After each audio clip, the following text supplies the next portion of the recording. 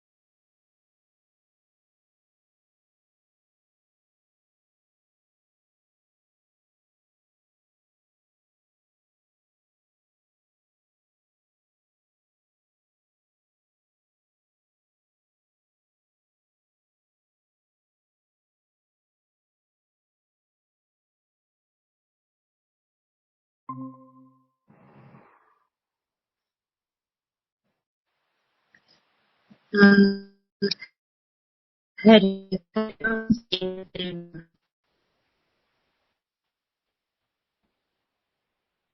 Hariom ma'am, Shri मात्रे नमः ma'am. Sonali जी और सभी आने हैं। प्रतिभा जी, एक बार देखते हैं।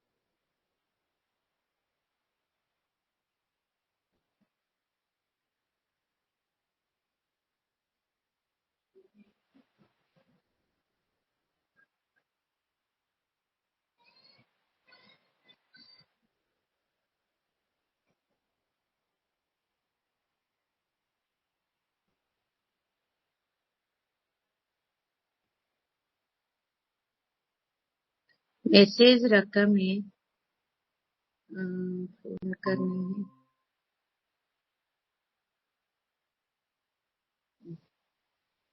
ओम श्री गुरुभ्यो नमः। श्री महागणाधिपतये नमः। श्रीमात्रे नमः। सर्वमंगलमांगल्ये शिवे सर्वार्थसाधिके शरण्ये त्र्यंबके गौरी नारायणी नमोस्तुते। ओम श्रीमात्रे नमः।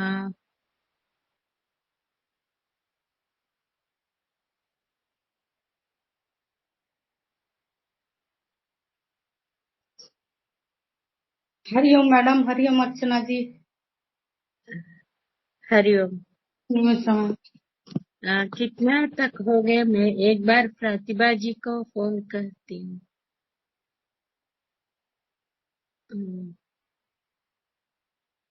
हरिओम सुना लीजिए।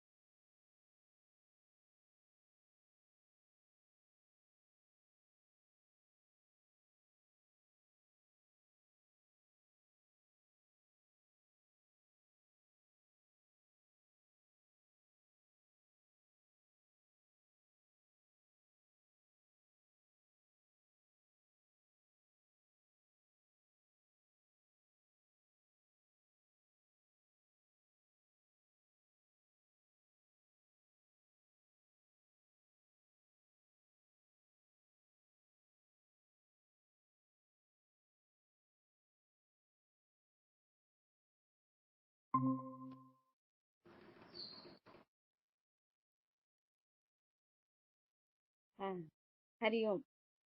Hariom ma'am and all sadhakas, Sonali ji and Archana ji and all sadhakas. Hariom Pratibha ji. Hariom Pratibha ji. Hariom.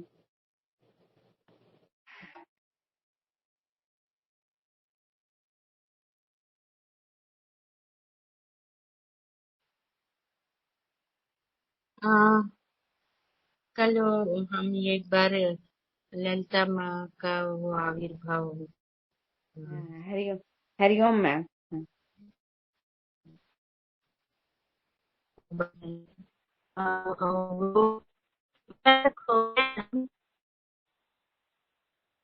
Mandar Kusum Priya हो गया, वीराराध्या भी हो गया ना। वीराराध्या विराट रूपा, वो माँ विराट रूप है वो। हरिओम। हरिओम। हरिओम प्रसन्न मैम। हाँ, हरिओम प्रतिभा मैम, अर्चना जी, सोनाली जी, निमिषा मैम। हरिओम जी। हरिओम प्रसन्न जी।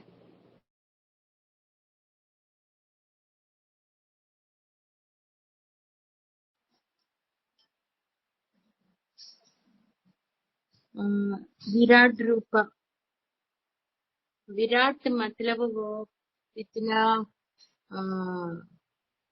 वो विश्व रूप बोलते हैं ना, ऐसा वो कृष्ण भगवान ने अर्जुन को महाभारत में इतना वो उसका विश्व रूप दिखाया। ऐसा ही माँ भी विराट रूप मतलब पूरा विश्व का धारण करते हैं, विश्व का रूप धारण करते हैं, ऐसा इसको बोलते विराट रूप। तो इसमें आते हैं सहस्र शीर्ष वदना, सहस्राक्षी, सहस्रपाद, ऐसा ये नाम आते हैं ना। सहस्र शीर्ष वदना मतलब वो अनंत शीर्ष है। सहस्र मतलब 1000, एक मीनिंग आते हैं। अनंत मतलब उसको अंत नहीं है, इतना शीर्ष है इसका, अनंत शीर्ष है। सहस्राक्षी वो अनंत आंख मतलब वो आंख भी इतना अनंत है। सहस्रपात मतलब उसका वो पात मतलब वो वे भी इतना वो भी अनंत है। सभी वेस एंड सभी का वो पूरा कितना कितना वो वेस होते हैं, वो सभी माँ का ही है। और वो सहस्राक्षी मतलब अनंत अंक, इसलिए माँ हम समझते हैं कोई नहीं देख रहे, मगर भगवान का आंक हमको देखते रहते हैं। मतलब उसका आंक पूरा विश्व व्यापित है, ऐसा माँ का ही आंक पूरा विश्व व्यापित है। ऐसा उसका शीर्ष भी इतना, वो भी विश्व व्यापित है। इसको बोलते विराट रूपा। विरजा, विरजा मतलब वो रजा, रजा मतलब क्या है? डस्ट। वो विरजा मतलब वो डस्ट नहीं होते हैं, मतलब वो धूली बोलते हैं ना। प्रतिभा जी क्या बोल सकते हैं? धूली बोल सकते हैं ना। रज रज मतलब वो धूली में हाँ सैंड धूली, हाँ वो धूली नहीं होते हैं, वो निर्मल है, मतलब उसमें इतना धूली भी नहीं होते हैं। उसको बोलते हैं रजस। रजस विरजा, रजा, रजा मतलब वो धूली है, वो धूली नहीं होते हैं, मतलब वो पूरा निर्मल है। ऐसे इसको माँ को हम विरजा बोल सकते हैं, मतलब मालिन्य नहीं होते हैं, वो शुद्ध तत्व है, निर्मल है।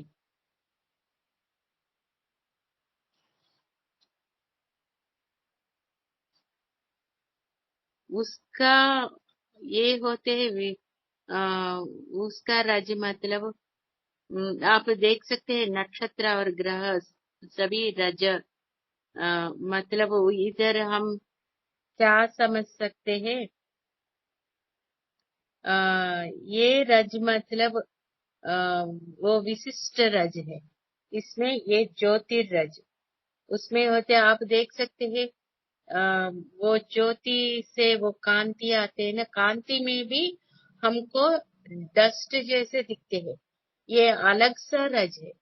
हम सामान्य में मतलब कॉमन मीनिंग होते हैं, ये धूली अलग है, ये कांति का धूली है, ये समझना है। मतलब वो विशिष्ट धूली है, विशिष्ट रज से ये समझना पड़ेगा हमको। वो एक एक बार आप देखते तो सूर्य किरण आते हैं उदय मॉर्निंग पे, तब हम देखते तो उसमें थोड़ा सा डस्ट जैसे दिखते हैं।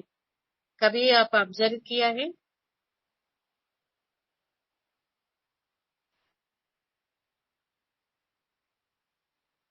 क्या कभी आप क्या ऑब्जर्व किया है? एक एक बार हम देखते तो मॉर्निंग टाइम में सूर्य किरण आते हैं ना, और सूर्य किरण में ऐसा विंडो से ऐसा आते तो इसमें थोड़ा सा डस्ट जैसा दिखते हैं। हाँ जी कभी मैम, देखा है? हाँ जी मैम, हाँ जी मैम, दिखता है। Yes yes. यूजुअली हम्म, अगर एक मतलब इफ द विंडो और the door is closed and if there is a small opening कि उसमें से मतलब the light is penetrating through it, तो उसमें हम बहुत क्लियरली देख सकते हैं that number of particles which are Yes. Vibrating. Yes. Right? Yes. Yeah. Yes. The way Yes. it doesn't happen when it is completely open, only when just there is a small opening, and through that if we just observe, so in that we can see the flow of the particles which are completely there in plenty in number. Yes, sir. ऐसा ऐसा वो कांति का धूली होते हैं ना, कांति में मतलब वो लाइटिंग आते हैं, वो लाइटनिंग में होते हैं ना, वो धूली, इसको बोलते हैं विरजा. और वो मालिन्य नहीं है, वो उसमें आते हैं. वो ऐसा वो अलग सा कांति है. आप देखते तो माँ का वो अलग सा कांति होते है, वो कांति में होते हैं. मैं एग्जाम्पल में आपको बताया वो सूर्य किरण का. ऐसा ही माँ का कांति होते है, इसमें अलग सा एक ये धूली होते है, इसको बोलते हैं. मतलब वो मालिन्य नहीं है, इसमें ऐसा होते है, वो इसको हम विरजा बोलते हैं. वो विरजा क्षेत्र वो ओडिशा में है. ये विरजा को गिरिजा भी बोलते हैं. ओड्याने गिरिजा देवी बोलते हैं, वही विरजा देवी भी है. वो ओडिशा में है, वो अष्टादश पीठ में एक है.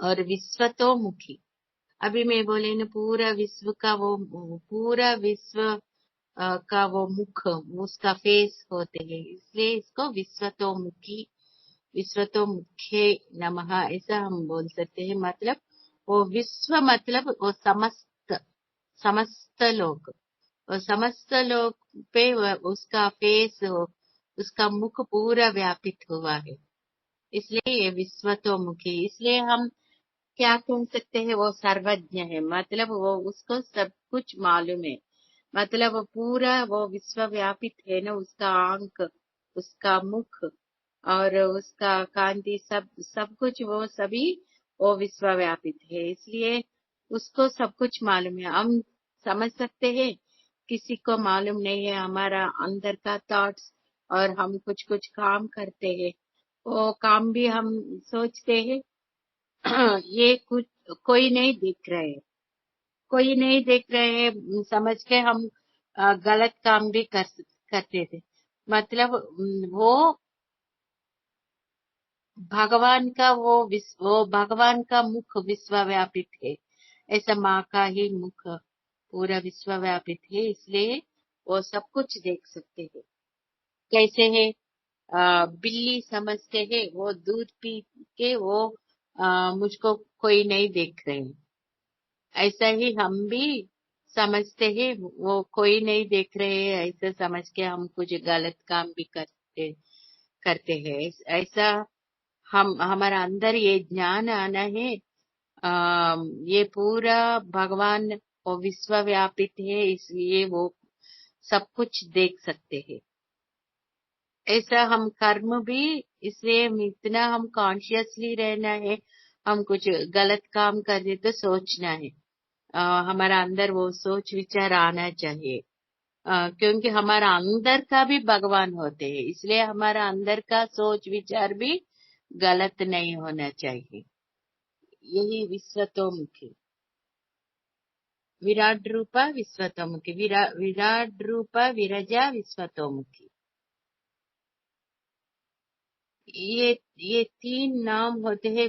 विराट रूपा मतलब वो पूरा वो सहस्राक्षी सहस्र पार्थ सहस्र शीर्ष वदना, मतलब वो सभी वो विराट रूप का नाम है. मतलब वो अनंत कोटि फेसेस उसका होते हैं, अनंत कोटि वेश वो चल सकते हैं.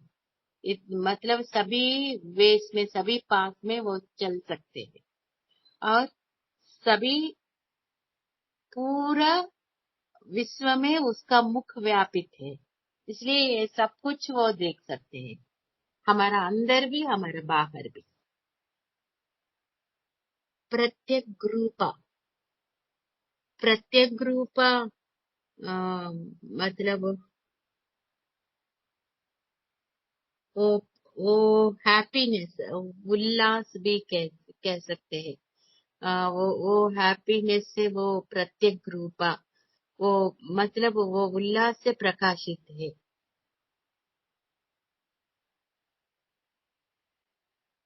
वही प्रत्यन्मुखा भी हम कह सकते हैं, मतलब अंतर्मुख।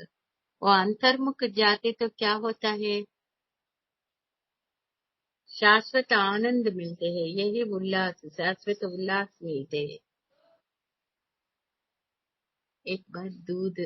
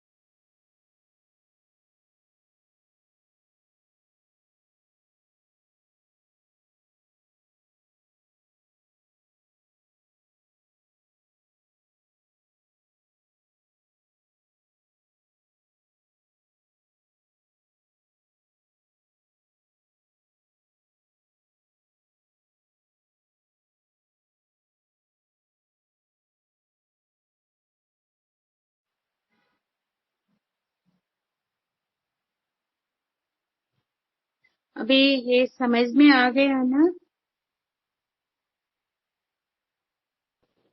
जी मैम। हाँ, प्रत्येक रूपा।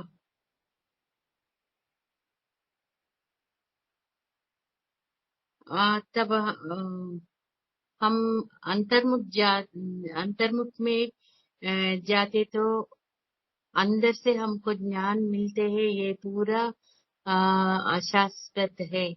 ऐसा आते तो वो वैराग्य भाव में क्या होता है, सब कुछ मतलब सबको सभी बंधन होते हैं ना, वो बंधन हमारा अंदर वो टच नहीं होते हैं,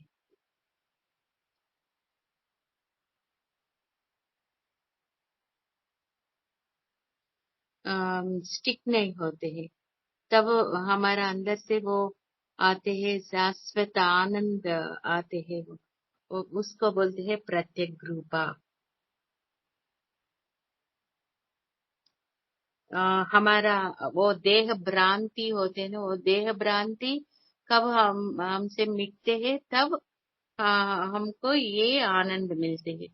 वो देह भ्रांति से क्या होता है, सब कुछ ये शाश्वत है, हमारा देह शाश्वत है, बंधन शाश्वत है, ऐसा हमारा मन पे होते तो हमको दुख आते हैं। आप देख लीजिए, वो बंधन से इतना दुख आते हैं, वो हमको प्यार नहीं कर रहे, ऐसा वो प्रेम नहीं कर रहे, हम इतना करते तो भी उसपे वो हम मुझको ऐसा देख रहे हैं, ऐसा दुख आते हैं। वो हमारा अंदर कब हम अंतर्मुख हो जाते हैं, अ, तब हमको समझते हम समझ सकते हैं ये अशाश्वत है। तब हमारा अंदर से शाश्वत आनंद, मतलब शाश्वत उल्लास आते हैं हमारा अंदर से, यही प्रत्येक रूपा। पराकाश, परा आकाश, वो परा मतलब ये इहा मतलब ये भौतिक पृथ्वी पे होते हैं ना, हम जीवित होते हैं, इसको इहा बोलते हैं। परा मतलब हम ऊपर जाते हैं ना, ये परा हो जाते, पराशक्ति मतलब वो अच्छा वो अतीन्द्रिय शक्ति भी हम बोल सकते हैं। अतीन्द्रिय शक्ति मतलब हमारे इंद्रिय से भी वो अलग है, वो इसको बोलते हैं अतीन्द्रिय शक्ति, वही पराशक्ति। वो पराशक्ति माँ पराशक्ति है, मतलब हम क्या देख रहे हैं, क्या सुन रहे हैं, हमारा आंखों से क्या देख रहे हैं, उससे भी अलग सा स्वरूप है, अलग सा शक्ति है। इसको हम पराशक्ति बोल सकते हैं। वो पराशक्ति वही पराकाश। आकाश मतलब वो पूरा शून्य से भी ऊपर का उसका शक्ति है। यही पराकाश मतलब ये हम देख रहे हैं ना, ये आकाश से भी अलग सा आकाश है। इसको बोल सकते हैं दहराकाश भी बोलते हैं। वो दहराकाश में होते हैं, वो माँ का शक्ति वो दहराकाश में होते हैं। इसलिए हम आकाश का एक आकाश मतलब शून्य है, इससे भी अलग सा आकाश होते हैं। वो दहराकाश में हम ये उपासना करते तो हमारा अंदर से ये वो होते हैं ना, सब कुछ वो इंद्रिय से बना हुआ वो कर्म वो सभी मिटते हैं। इसलिए हम अंतर्मुख होना चाहिए। अंतर्मुख होते तो हम ये दहराकाश को देख सकते हैं।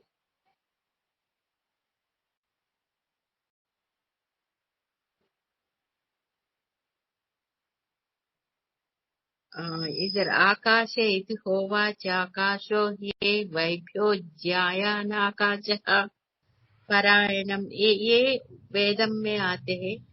मतलब वो आकाश सभी से भी वो बड़ा है। वो यही दहराकाश।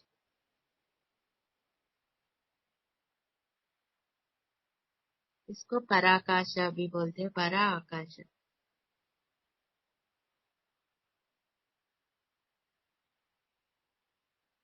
ये पराकाश कहाँ है, कहाँ रहते हैं? हमारा हृदय में भी, हमारा हृदय में रहते हैं। इसको बोलते हैं दहराकाश। मतलब वो ये इसको देखना हमको इजी है। कैसे इजी है? हम हमारा अंतर्मुख जाते तो तभी हम देख सकते हैं। हम बाहर का आकाश देख रहे हैं हमारा आंखों से, मगर वो बाहर का आकाश में वो नक्षत्र होते हैं, ग्रह होते हैं, इसको देखना हमको थोड़ा मुश्किल होते है ना। इतना हम टेलीस्कोप में से देखते तो भी वो मालूम नहीं होते हैं। मगर हमारा अंदर हम जाते तो वो दहराकाश को हम देख सकते हैं। एक कैसे है, हम ध्यान करते जब करते हैं वो अंतर्मुख होते तो तब हम देख सकते हैं। कब हम अंतर्मुख होते हैं?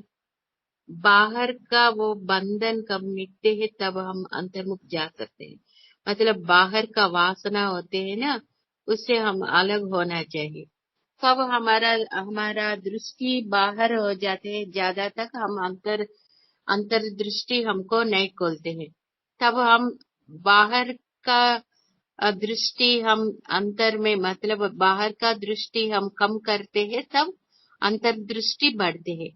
कैसे है, कछुआ को देखिए वो कछुआ कभी कभी उसका वो शेल पे जाते हैं ना, ऐसा हम भी ऐसा शेल मतलब हमारा अंतर्मुख होना चाहिए, तभी हमारा इंद्रिय भी निग्रह होते हैं। तब हम आंख बंद करते हैं। इसलिए हम ध्यान करने के टाइम में हम आंख बंद करके ध्यान करते हैं ना, तब क्या होते है, आंख नहीं देख सकते हैं, बाहर का चीजों को नहीं देखते हैं। तब हम अंतर्मुख जाने के लिए थोड़ा इजी हो जाते हैं। और हम कभी कभी भ्रामरी प्राणायाम करते। भ्रामरी प्राणायाम में क्या करते हैं, पूरा वो कान बंद करते हैं, आंख भी बंद करते हैं। तब वो कुछ समय तक हमारा दोनों इंद्रिय वो बाहर का काम नहीं कर सकते हैं। मतलब बाहर का नहीं सुनते हैं वो कान, और आंख बाहर का नहीं देखते हैं।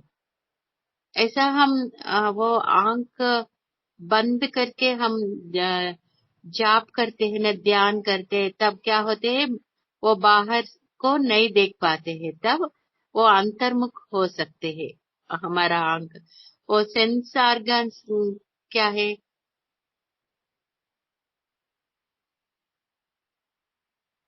सेंस ऑर्गन्स पांच ऑर्गन्स है ना, पंचेंद्रिय, वो पंच ज्ञानेन्द्रिय। हम आंख बंद करके उसको थोड़ा सा निरोधन कर रहे हैं ध्यान करने के टाइम पे। ऐसा ही कान, और कान सुनते हैं ना, तब क्या करना है, हम ध्यान करने के टाइम हाँ, मतलब कंसंट्रेट होके एक कान से, मतलब कान को नहीं सुन के और अपने को ध्यान के लिए अपने को ध्यान के ये लिए ये करना है मैम, ध्यान पे कंसंट्रेट। और एक बात है, हम ध्यान श्लोक, पहले हम ध्यान श्लोक कहते हैं ना, वो ध्यान श्लोक में आप ऑब्जर्व कीजिए, ध्यान श्लोक में हम कौन सा भगवान को हम आराधना करते हैं, उपासना करते हैं, वो ध्यान श्लोक में उसका रूप का वर्णन होते हैं ना। तब क्या करना है, हम आंख से इसको देखना है, वो मूर्ति को देखना है। पहले वो फोटो या विग्रह होते हैं ना, वो विग्रह को देख के वो ध्यान श्लोक पढ़ के तब क्या करना है, उसका स्तोत्र या श्लोक हम ये हमारा कानों से वो सुनना है। तब वो कानों में वो गूंजते हैं ना, तब वो हम ध्यान करने के टाइम में ये पहले ये करते तो अच्छा है। और ये दोनों, तब दोनों इंद्रिय से हम अंतर्मुख जा सकते हैं। मतलब तब हम हमारा आंख से ये मूर्ति को देखते हैं ना, वो मूर्ति को हमारा मन पे प्रतिष्ठित करना है। और कानों से ये सुन के ये मंत्र या नाम स्मरण हमारा कानों में गूंजना हो, वो गूंजते तो तब क्या होते हैं, हम इजीली अंतर्मुख हो सकते हैं। इसलिए हमारा कानों से वो बाहर का वो हम सुनते ना, एक बार ज्यादा तक बात करते हैं, वो बात करते तो एक दूसरे के ऊपर वो कहते हैं ना, तब क्या होता है, दो आदमी मिलते तो क्या होता है, एक दूसरे के ऊपर हम वो बातें करते हैं ना, तब हम कानों से सुनते हैं, तब क्या होते हैं, हमारा अंदर नेगेटिव एनर्जीज बढ़ते हैं। इसलिए हम क्या सुनना है, स्तोत्र सुनना है, नाम स्मरण और भजन वगैरह वो सुनना है। तब क्या होते हैं, अच्छे चीज हमारा अंदर जाते हैं ना, वो पॉजिटिवनेस बढ़ते हैं। तब हम ध्यान के पहले भी हम न वो सुन के ओंकार या नहीं तो हम कौन सा नाम स्मरण करें, वो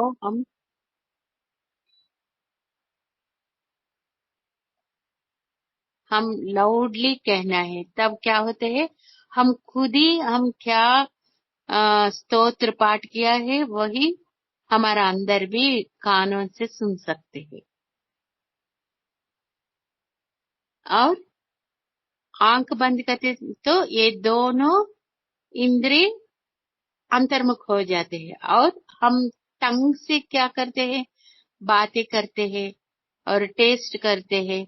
तब ये भी हमको वो टेस्ट भी हमको क्या, वो रुचि होते हैं ना, वो रुचि भी हमको टेम्प्ट करते हैं। तब इसलिए हम क्या करना है, वो टेस्ट को भी हम थोड़ा सा, मतलब जबरदस्ती से ही हम इसको निग्रह करना पड़ेगा। तब हमको आदत हो जाते हैं, तब वो टेस्ट भी कंट्रोल होते हैं। और टंग दो काम करते हैं, क्या करते हैं, बात भी करते हैं और टेस्ट भी। ये दोनों एक एक बार हम बात करते हैं ना, हम गलतियां भी बात कर सकते हैं। इसलिए हम टंग को नियंत्रण करना पड़ेगा। मतलब टेस्ट के लिए भी नियंत्रण करना है और बातों के लिए भी नियंत्रण करना है। दोनों तरफ से इसको నియంత్రణ करना पड़ेगा। ఏదో అంటారు కదా ప్రసన్న గారు, కత్తికి రెండు వైపులా పదును అన్నట్టు ఇది రెండు పనులు చేస్తూ ఉంటుంది. అదే అది మన రుచి, మన తినకూడనివి తింటూ ఉంటాము, మాట్లాడకూడనివి కూడా మాట్లాడుతూ ఉంటాం. ఇది ఒకసారి చెప్పండి. Yeah, actually, with the tongue, where actually it says that it not only causes lot of problems in the common or in everyday's life only due to the kind of unwanted talk which we indulge in, or जरूरत की बातें बहुत कम होती है, या फिर only it happens in the kind of satsang or this kind of a discussion. But otherwise, the rest all talk sometimes leads to unwanted talking, and then that gradually finally goes to a kind of gossiping also.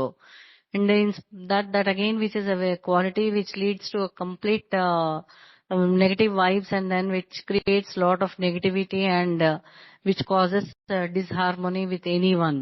And that is the root cause of any problem also. Why the relations or any kind of human interactions go out of the way, and then people get into these arguments and all these fights, is just because the slip of the tongue, where it can lead to a kind of uttering of any word which might lead to hurting anybody, or which could be taken in a wrong way also.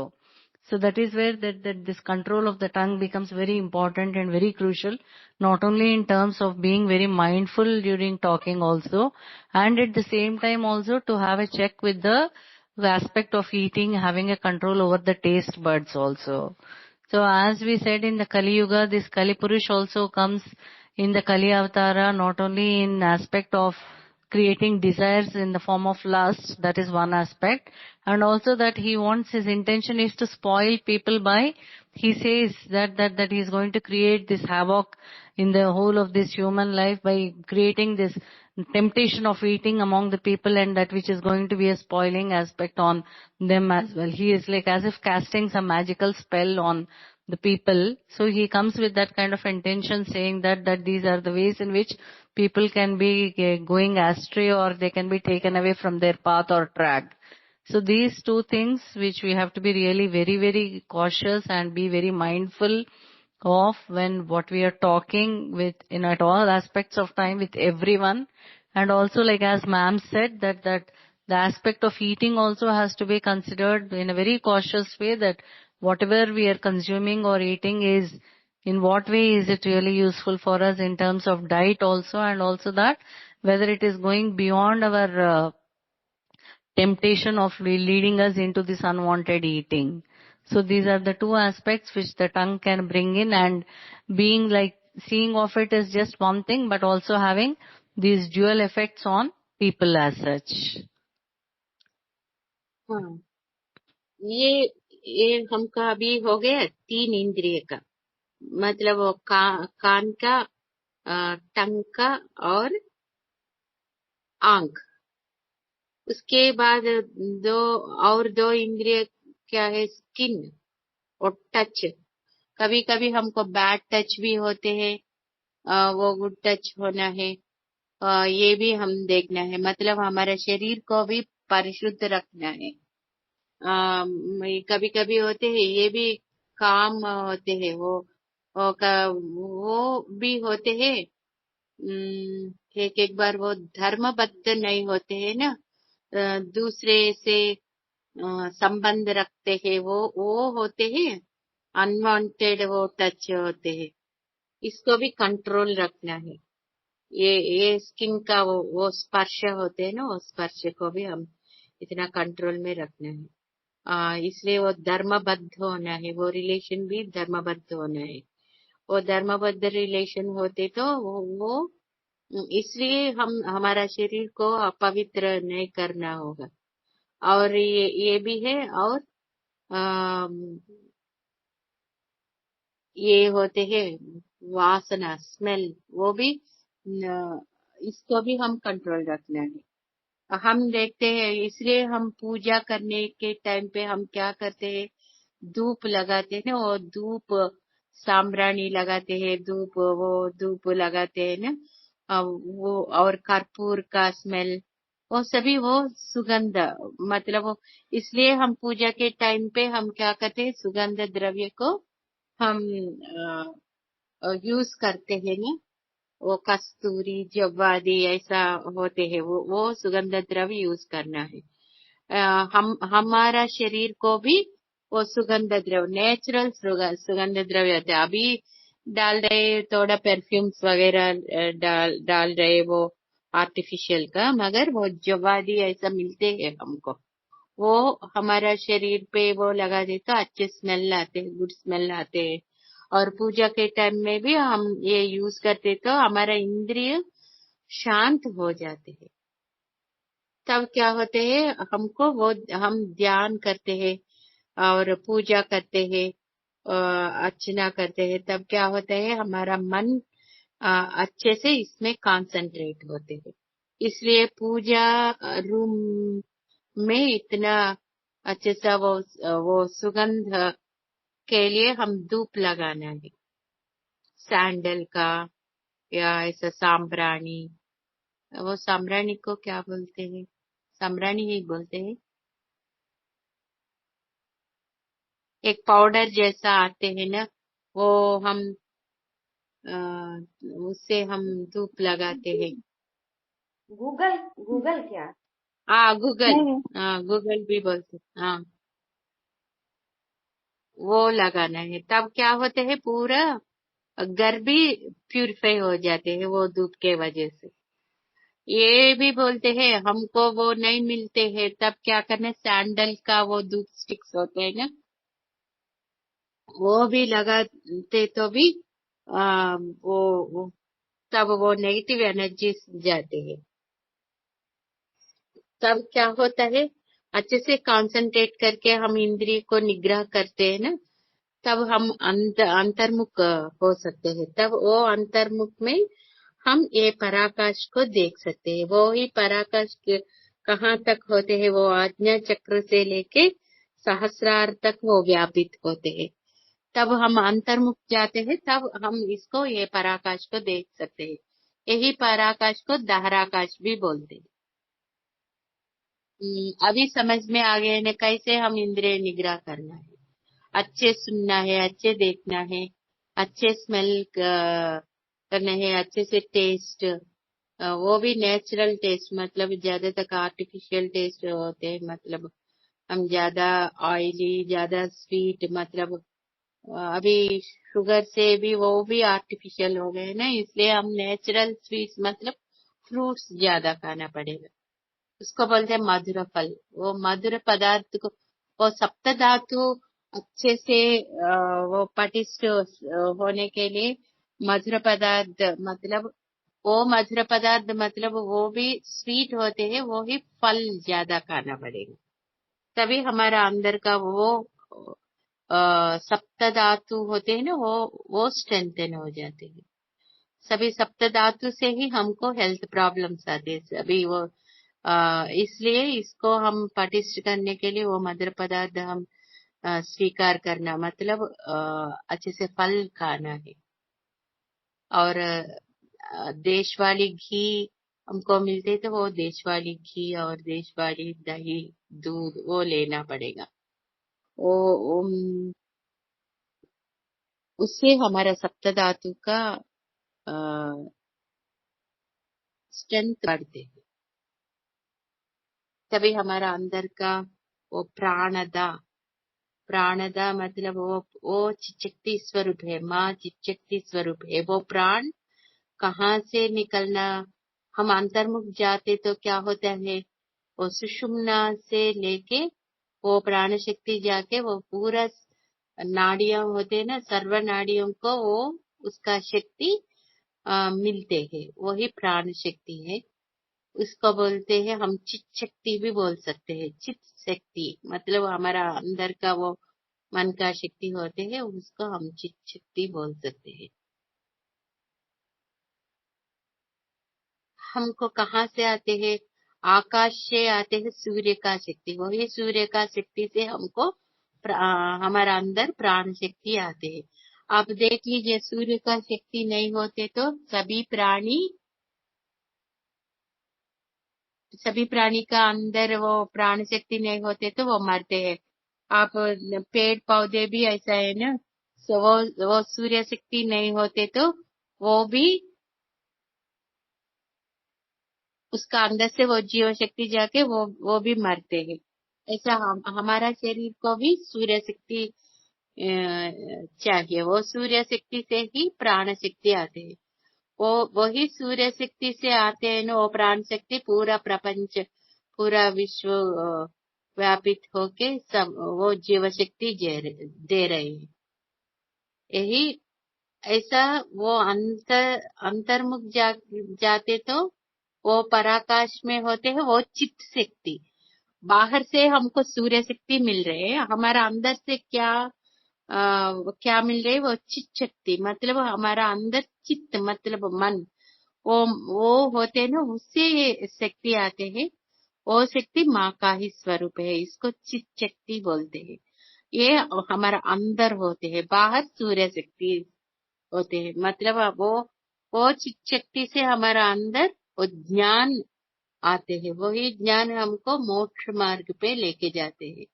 आप देख लीजिए, सभी नाम एक एक नाम हम पकड़ते तो भी वो पूरा वो अंतरार्ध में जाते तो वो मोक्ष पे ही लेके जाते हैं। आप एक बार ऑब्जर्व कीजिए, ये एक एक नाम को आप पकड़ के आप उसका मीनिंग देखते तो वो लास्ट में कहाँ लेके जाते हैं, वो मोक्ष में ही लेके जाते हैं। इसलिए ललिता सहस्त्र नाम को बोलते हैं माला मंत्र। मतलब एक नाम से एक नाम कनेक्टेड है, कनेक्टेड भी है, और एक एक नाम को अकेले पकड़ते तो भी उसका अंतरार्ध वही होते हैं, वो मोक्ष पे लेके जाते हैं। इसलिए हम पूरा सहस्त्र नाम नहीं पढ़ते तो भी हम एक नाम पकड़ के हम नामस्मरण जैसा हम करते तो वो मंत्र बनते हैं, तब वो हमको मोक्ष मार्ग पे लेके जाते हैं। वो प्राणदा, वो प्राण हमारा अंदर शक्ति के रूप में होते हैं, बाहर से वो सूर्य शक्ति पे होते हैं। प्राणदा प्राण रूपिणी,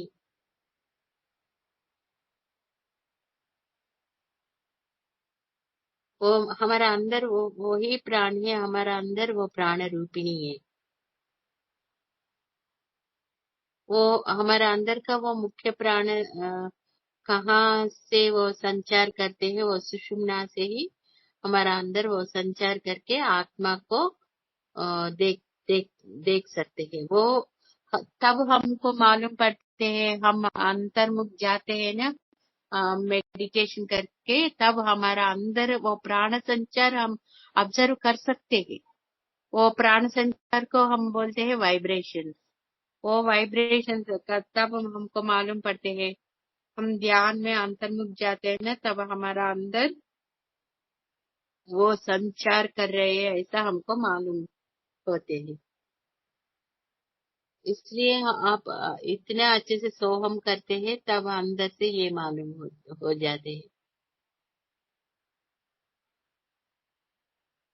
निमिषा जी, एक एक बार आपको वो नीचे से थोड़ा सा आ, वो एक वाइब्रेशन जैसे होते हैं ना, वही प्राण संचार है। प्रसन्न जी, आपको भी मालूम होते हैं ना कभी कभी? Yes, ma'am, yes. I Nimisha think जी वो भी बताएं। maybe everybody also has, but शायद that maybe we don't discuss or we don't clarify. But I think some vibrations or some movements within inside the body, sometimes when we are alert and conscious, it comes to our observation that there is, and we also doubt. I was asking Arvinda ma'am कि मेरे अंदर कुछ गड़बड़ हो रहा है क्या, कि what is this something, you know, I'm these days really feeling that maybe some health issue or what, like why this kind of a thing is happening. That other time I was really inquiring with ma'am, then she said no that Nimisha ma'am को भी ऐसा होता है, and these are the sensations which you are able to feel, which are happening within your body as the flow of prana shakti. So only then it was clear to me that okay, fine, you know, it's not harmful or it is nothing wrong जैसा.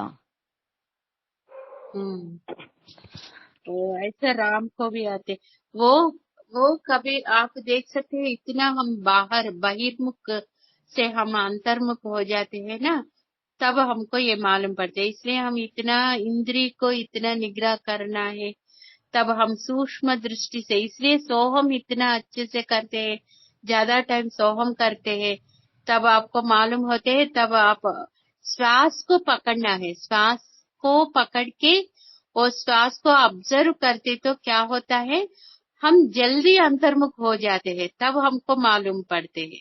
इतना हम इसलिए आप ये आदत करना पड़ेगा, वो श्वास को पकड़ना, तब हम जल्दी अंतर्मुख हो जाते हैं ना, तब हमारा अंदर से वो प्राण का संचार हम इसको हम एक्सपीरियंस कर सकते हैं।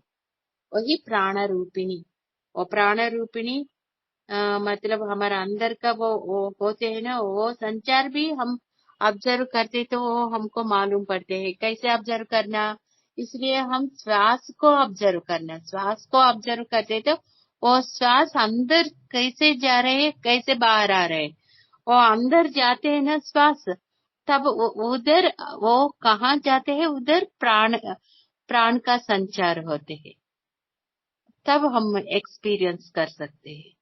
इसलिए हम इतना ज्यादा वो सोहम करते हैं, उतना हमारा अंदर प्यूरिफाई होके वो प्राण संचार हमको मालूम होते हैं। वही तब हम करते करते क्या होते हैं, वो प्राण सुषुम्ना से निकल के सहस्रार तक जाते हैं। वही प्राण अंदर जाके वो कुंडलिनी होते हैं ना, उसको जागृत करते हैं। तब वो जागृत करते हैं ना, वो कुंडलिनी वो सुषुम्ना से ट्रैवल करके वो सहस्रार तक जाते हैं, तब हमको पूरा वो मोक्ष मिलते हैं। वो मोक्ष मिलते तो हमको जन्मा चाहे तो हम ले सकते हैं, नहीं तो हम परमात्मा से लीन हो सकते हैं, ऐसा होते हैं। यही हम सभी का यही लक्ष्य होना चाहिए। मगर हम क्या कर रहे हैं, मनुष्य जन्म से ही यही वो हो सकते हैं, मगर हमारा जन्म को हम क्या कर रहे हैं, वो वेस्ट कर रहे हैं।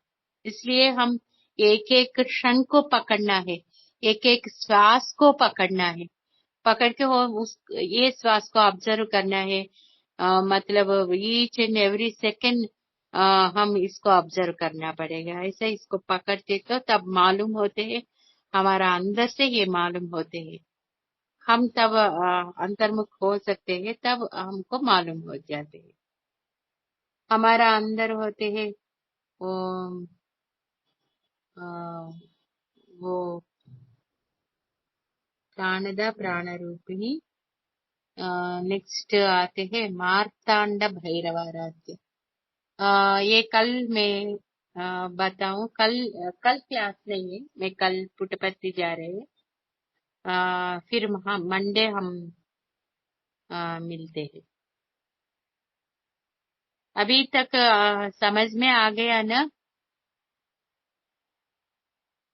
हाँ प्रतिभा जी, आप एक बात बोल सकते हैं? हाँ हाँ बोलती हूँ।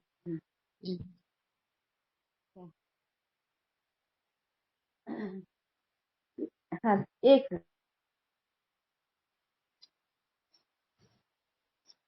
ये कहाँ से विरजा स्वतंत्र, आप कहाँ तक समझ में आ गए वो बोल दीजिए। हाँ मैं ये अभी आप जो श्लोक आपने डिस्कस किया उसी को बोलती हूँ मैं।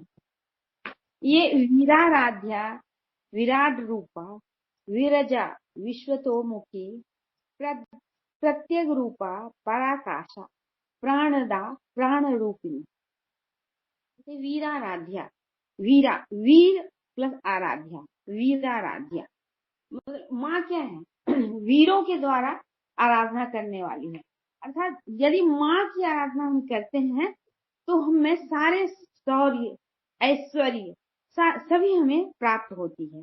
और हमारी वीर मतलब माँ का यहाँ कहना है माँ की आराधना से हमें वीरता, साहस, पराक्रम सारे जितने भी गुण हैं वो हमें प्राप्त होती है।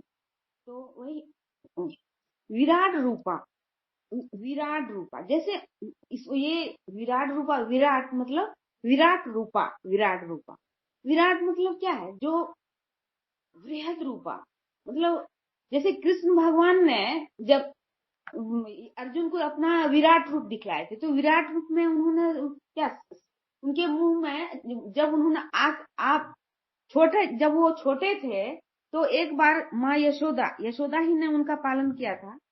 तो वो माखन जो था वो खाते थे। तो एक बार यशोदा ने उनके कान पकड़ा और उनको डराया, जो तुम क्यों खाते हो। तो उन्होंने क्या किया, एक बार अपना विराट रूप दिखलाया। मुंह को जैसे खोला उन्होंने, तो देखा उनके मुंह में क्या है, सारा ब्रह्मांड है। मतलब सूर्य, पृथ्वी, जितने भी चांद तारे, सारे कुछ ना, पूरे ब्रह्मांड है उनके मुंह में। यही रूप उन्होंने एक बार दिखलाया जब युद्ध क्षेत्र में थे, महाभारत का जब युद्ध हो रहा था, तो उन्होंने अर्जुन को दिखलाया। अर्जुन जब बोल रहे थे जो कि नहीं, मैं युद्ध नहीं करूंगा, तो इसी सिलसिले में उन्होंने दिखलाया भगवान ने अपना विराट रूप। तो विराट रूप मतलब क्या, माँ का रूप क्या है, सारा ब्रह्मांड ही है माँ। माँ मतलब ब्रह्मांड, सारे कण कण, चांद तारे, जितने भी मतलब ब्रह्मांड, पृथ्वी पे, आकाश पे, मतलब ब्रह्मांड ही माँ है। तो माँ का रूप क्या है, विराट रूप है। मतलब वही माँ सारी ब्रह्मांड के कण कण में है। और विरजा, रजा का मतलब क्या है, वो धूल कर, जैसे मैम ने कहा धूल, मतलब गंदगी जिसको कहेंगे। और विरजा मतलब रज से रहित है माँ। माँ में कोई निर्मल है, एकदम सात्विक निर्मल। माँ में कोई किसी भी प्रकार की मलिनता नहीं है। और माँ की आराधना से हम भक्तों में भी, हम भक्त भी वैसे ही निर्मल बनते हैं, निर्मलता का गुण आ जाता है। और विश्व मुखी, विश्व मतलब क्या, संसार, वर्ल्ड, ब्रह्मांड हुआ। तो माँ का मुख क्या है, माँ ब्रह्मांड को, संपूर्ण ब्रह्मांड की कल्याणकारी है। मतलब माँ का मुख सब तरफ है, पूरे ब्रह्मांड में फैले हुए, पूरे विश्व में, हर कण कण में माँ है। और माँ का कल्याणकारी रूप है। माँ हर कण को, हर हर एक के लिए कल्याणकारी है, मंगलकारी है। माँ सबों का माँ मंगल करती है। प्रत्येक रूपा, प्रत्येक रूपा का जैसा मतलब क्या है, माँ की आराधना से हम ऐसा अनुभव करते हैं, ऐसा प्रत्यक्ष हमें लगता है, जो कि माँ की कृपा हमें तुरंत मिल रही है। माँ का कृपा हमारे माथे पे आ रहा है, माँ की दया मुझे प्राप्त हो रही है। तो माँ क्या है, माँ की आराधना से हमें प्रत्यक्ष रूप से माँ की कृपा, माँ की दया हमें प्राप्त होती है। और क्या मैम ठीक है? हाँ ठीक है, आप अच्छे से बता रहे हैं। हाँ, हाँ। और पराकाशा, आकाश, आकाश मतलब क्या, वही आकाश जो है। और पराकाशा, माँ की कृपा, जैसे आकाश अनंत है, अंतहीन है आकाश, आकाश की कोई सीमा नहीं। उससे ही माँ की जो कृपा है वो असीम है। मतलब पराकाशा, आकाश से परे है, असीम है, अनंत है। जिसे जो पूजा कर, जो साधना करते हैं, माँ की आराधना करते हैं, उन्हीं को पता चलता है, उन्हीं की माँ की कृपा की का पता चलता है। वैसे ही वो माँ है, माँ का कृपा तो हर कण कण में है। तो प्राण रूपनी, और माँ क्या है, वो माँ पराकाश मतलब इधर है, हम बहिराकाश देख रहे हैं हमारा आंखों से। ये पराकाश होते हैं हमारा हृदय में होते हैं, हम अंतर्मुख होते हैं। वो पराकाश को हम अंदर हम देख सकते हैं, इसको दाराकाश भी बोलते हैं। वो हम बहिर्मुख से हम देख रहे हैं, वो आकाश अलग है। ये पराकाश हमारा अंदर होते हैं, वो आकाश से भी अलग है। वो आकाश हमारा हृदय में हम देख सकते हैं।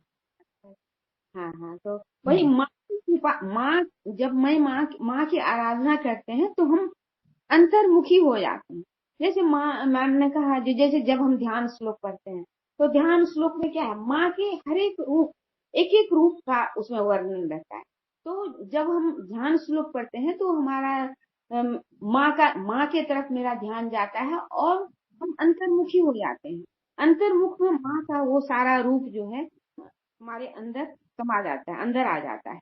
और वही वो ध्यान वो मतलब फिर हम अंतर्मुखी हो जाते हैं। अंतर्मुख से हम माँ का स्मरण करते हैं, माँ का ध्यान करते हैं। तो हाँ, इसलिए हम बहिर्मुख का बोलते हैं ना, वो कुछ व्यापक, मतलब हम कुछ काम करते हैं बहिर्मुख से, वो काम का हम कम करते तो, इतना कम करते तो तब हम ज्यादा अंतर्मुख हो सकते हैं। मतलब हम ज्यादा बात करते हैं, वो बात को भी हम कम करना चाहिए। और ज्यादा देखते हैं हमारा आंखों से, वो भी कम करना चाहिए। और वो हम सुनते हैं बाहर का, हम ज्यादा सुनते हैं ना, वो भी कम करना चाहिए। तभी हमारा इंद्रिय अंतर्मुख हो जाते हैं ना, तब हम अंदर देख के, हाँ, अंदर वो पराकाश को भी हम तब देख सकते हैं। और प्राण रूपिणी, तब हमारा अंदर का वो प्राण संचार को भी हम एक्सपीरियंस कर सकते हैं। तब होते हैं हमारा बहिर्मुख का वो काम कम होते हैं, तब हम अंदर से हम देख सकते हैं, अंदर से हमको अनुभव हो जाते हैं। हाँ यही। हाँ हाँ, मतलब अंतर जागृति बढ़ती है। हाँ, जब ये हाँ हाँ, जब वो पंचेंद्रिय को हम कंट्रोल कर लेते हैं, तो पंचेंद्रिय का कंट्रोल का तो आपने वही बतलाया, जो कि बातें कम करना, जब हम मैंने अननेसेसरी बातें कम करना, जितना भी ये धार्मिक चर्चा है, माँ की चर्चा है, सत्संग कर सकते हैं, लेकिन फिजूल की बातें हम जितना कम करें, ये इधर उधर की बातें जितना हम कम सुने, गलत चीजों को नहीं देखें, तो इससे हमारा इंद्रिय निग्रह होता है और हम अंतर्मुखी हो जाते हैं। और आप ऑब्जर्व करते तो इंद्रिय से ही हम पूरा कर्म करते हैं ना, हाँ, सत्कर्म हाँ, दुष्कर्म दोनों ही इंद्रिय से होते हैं। इसलिए हम इंद्रिय को निग्रह पे रखते हैं, उतना हमारा अंदर जागृति होते हैं। और उसमें एक एक चीज और मुझे याद आ रही, जैसे मैम ने कहा, तो एक गांधी जी का है, जो कि कहते हैं ना 5 मंकी, जिसमें कहते हैं ना, बुरा मत सुनो, बुरा मत देखो, बुरा मत बोलो और बुरा मत सुनो। तो उन्होंने गांधी जी ने भी ये सारे भी हमारे इंद्रिय निग्रह में, इंद्रिय को कंट्रोल करने में ये भी हेल्पफुल है। तो और मेडिटेशन तो सबसे बड़ी बड़ी चीज, जिसमें कि हम यदि हम सांस को हमेशा ऑब्जर्व करते रहते हैं, तो सांस से ही तो मतलब इस लोक से हम उस लोक में जाते हैं। तो हमारा इंद्रिय निग्रह इससे ऑटोमेटिक होते जाता है। हाँ, सांस को ऑब्जर्व करते करते हमारा इंद्रिय निग्रह हो हाँ, जाते हैं, तब हम अंतर्मुख हो जाते हैं। तब हमको मालूम पड़ते हैं, मतलब ये बाहर का लोग से अलग सा लोग है, वो अंतर अलग सा लोग हमारा अंदर से ही हम देख सकते हैं। आज करिए शांति मंत्र।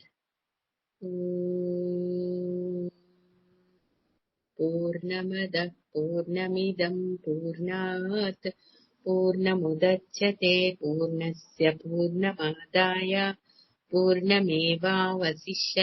ॐ शान्ति शान्ति शान्तिः। असतो मा सद्गमय तमसो मा ज्योतिर्गमय मृत्योर्मामृतङ्गमय।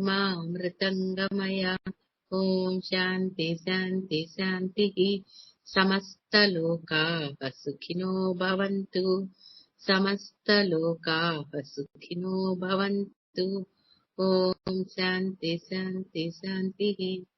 हरिः ओम्। श्रीगुरुभ्यो नमः। श्रीमात्रे नमः। हरि ओम्। हरिओम। हरिओम श्रीमात्रे नमः। हरि ओम श्री मात्रे नमः। हरि ओम श्री मात्रे नमः।